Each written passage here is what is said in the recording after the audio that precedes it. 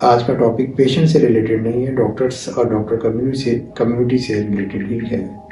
جیسے گردوں کی سرجری کے دوران کوئی خون کی چھوٹی رگ کٹ جاتی ہے جس کو ہم PCNL کہتے ہیں، ایز اے کمپلیکیشن بہت کم چانسز ہوتے ہیں کہ کوئی خون کی رگ ڈیمیج ہو جائے یا سوڈو اینیورزم بن جائے اور وہاں اس کی وجہ سے پیشنٹ کو پیشاب میں خون آنا شروع ہو جاتا ہے جس کو ہم ہیموچوریا کہتے ہیں، یا کوئی خون کی اور رگ کٹ جائے جیسے لیپروسکوپک سرجری کے دوران سم ٹائم اپینڈک آرٹری کا سوڈو اینیورزم بن جاتا ہے جس کی وجہ سے پیشنٹ کو خون کی الٹیاں اور پخانے میں خون آنا شروع ہو جاتا ہے جس کو ہم ہیماٹومیسس اور ملینا کہتے ہیں۔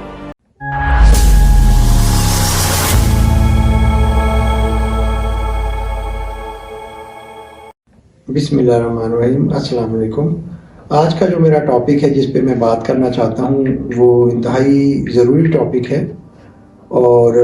جو کہ میں اپنے کولیگز جو ڈاکٹر، سرجنز، فزیشین، وہ لوگ جو انٹروینشن ریڈیولوجسٹ کو پیشنٹ ریفر کرتے ہیں اس سلسلے میں ہے۔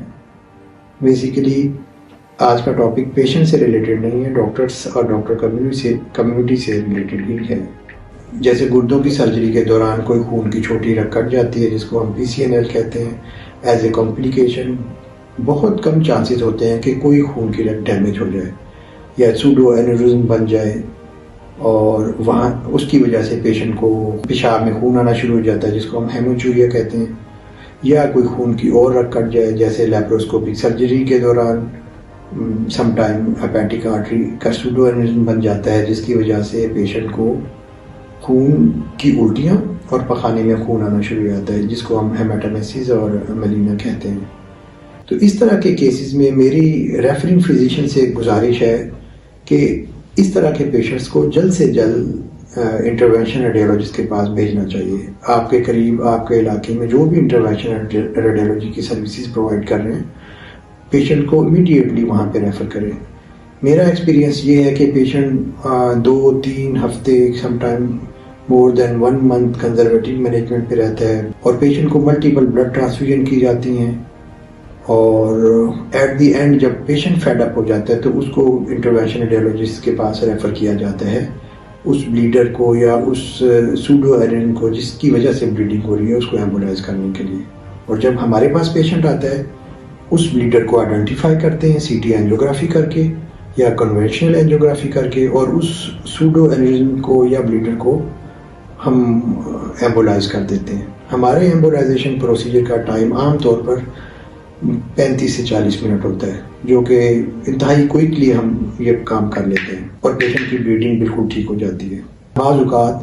آپریشن کے بعد ایبڈومینل کیوٹیز میں ایبسس بن جاتی ہے، سم ٹائم جیسے گال بلیڈر کی یا پتے کی سرجری کے بعد یا سرجری کے دوران کوئی بائل ڈکٹ لیک ہو جاتی ہے اور وہ بہت سارا بائل ایبڈومینل کیوٹی میں لیور کے ساتھ ایکومولیٹ ہو جاتا ہے اور ایک کیوٹی بن جاتی ہے۔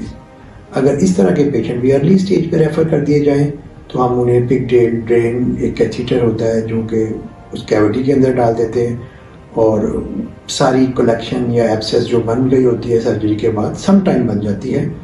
تو ساری صحیح ہو جاتی ہے۔ تو میری گزارش ہے ریفرنگ فزیشین سے اسپیشلی کہ وہ پیشنٹ کو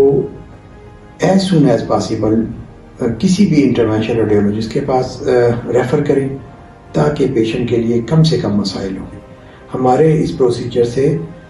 کسی قسم کا ڈیمیج نہیں ہوتا، یہ پین لیس پروسیجر ہے جس میں پیشنٹ کو کوئی پین نہیں ہوتا اور پیشنٹ کی بلیڈنگ، پیشنٹ کے مسائل بالکل ٹھیک ہو جاتے ہیں۔